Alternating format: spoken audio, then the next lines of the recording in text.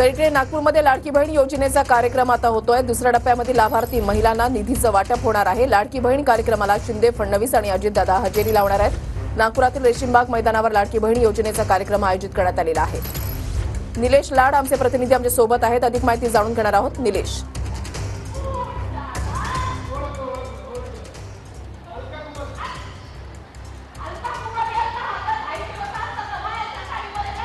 नक्कीच आपण या ठिकाणी बघितलं गेलं तर मोठ्या संख्येने लाडकी बहीण या उपस्थित आहे या ठिकाणी रेशीमबागमध्ये। आता काही वेळातच या ठिकाणी कार्यक्रमाला प्रारंभ होणार आहे। आपण माझ्या मागे बघू शकतो मोठ्या प्रमाणात लाडकी बहिणीची गर्दी या ठिकाणी दिसून येत आहे। एका प्रकारे उत्साह देखील मोठ्या प्रमाणात या संपूर्ण कार्यक्रमामध्ये दिसून येत आहे। मोठी संख्या जी आपण बघितली गेली तर या ठिकाणी लाडकी बहिणीची दिसून येत आहे। सध्या या ठिकाणी अदिती तटकरे देखील या ठिकाणी या कार्यक्रमाला उपस्थित झाले आहे। काही वेळातच हा कार्यक्रम सुरू होणार आहे, परंतु महिलांची जी लक्षणीय उपस्थिती बघितली आपण तर मोठ्या प्रमाणात या ठिकाणी उपस्थिती या भागामध्ये दिसून येत आहे।